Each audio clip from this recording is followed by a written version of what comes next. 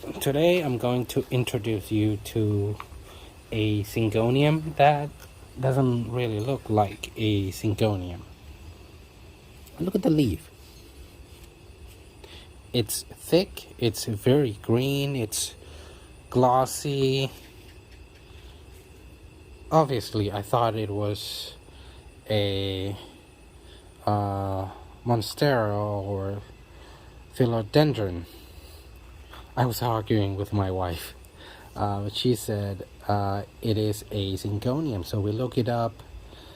And then she said a Syngonium has when you cut it, there will be I don't know what it's called, like the watery thing that come out from the wound.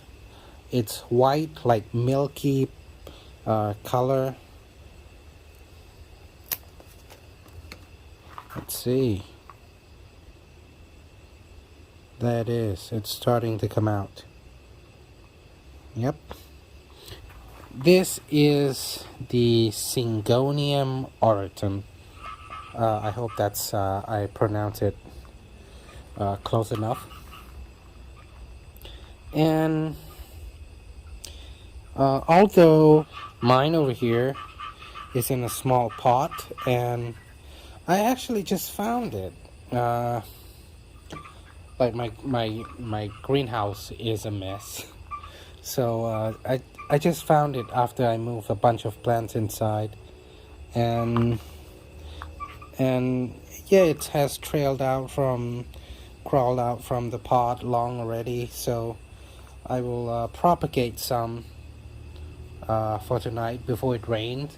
For Syngonium, I don't really mind that I have to apply some chemical thing to the wound. I would just leave them to dry it out a little bit. Or sometimes if I'm in a rush, let's say like now when the storm is coming, when the rain is coming, I would just plant it straight away. The potting mix, the planting medium mix that I use is what I normally use these days. Pumice, peat moss. This one is a bit rougher peat moss. It's not as fine as the one I normally use to propagate seeds. This one is a bit rougher, and I would say it is more well drained than that fine grained peat moss. Now, here is the end of the plant, the top part. Although this Syngonium does not have any pole or tree to cling on, to climb on, the leaf is pretty big comparing to the other Syngonium. It doesn't matter if it's the arrowhead vine or illusion. I think this leaf is pretty huge for a Syngonium that doesn't have a pole. Now the other one that has the leaf that's similar size to this is the frosted heart, but it's totally a different shape. Although this guy's green and basically has no pattern on the leaf, just has this ear lobes. Forgot to mention, when it's also called the 5 fingers. So when it fully mature, there will be 2 more lobes coming out, so it turns to be 5 fingers or 5 lobes. Now I'll be repotting this guy over here because he's obviously too big for the pot. Changing to this size. I'll start by putting the new planting mix, planting medium. in, so about almost half, and then put the new one in. Look at the roots. I will also be using the old planting medium. Take a look at it, dig it a bit to look. It looks fine to me.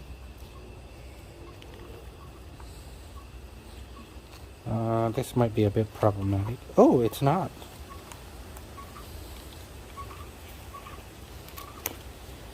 Okay. The roots are still fine. Not a lot of damage. That's pretty good. Yeah, a lot of perlite, so it's still well drained. The wind is coming.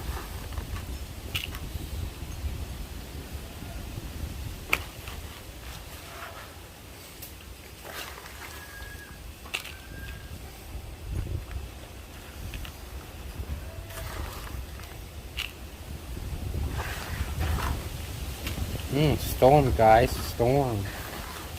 After a massive heat, like it was like 38, 39 Celsius during the day. Luckily, I got the fog machine. It does help a lot. I mean, it was quite a breeze, but a really hot wind, and the temperature is crazy high. So I guess that's why it's gonna rain. Oh, one more trick. I hope this stays. I will like kind of twirl it around the pot. So each one of these roots and the new roots will come out and help the plant. You know, instead of just like letting it climb on a pole, I would do what I did with my Syngonium Auritum, which is when it's old enough to have runner, I will put it round the pot for maybe like one time and let it produces new roots and root in the planting medium, so the mother plant has more roots to help gather the food for the plant, and then it will grow rapidly. This is the shit. Cover up a bit and then water it.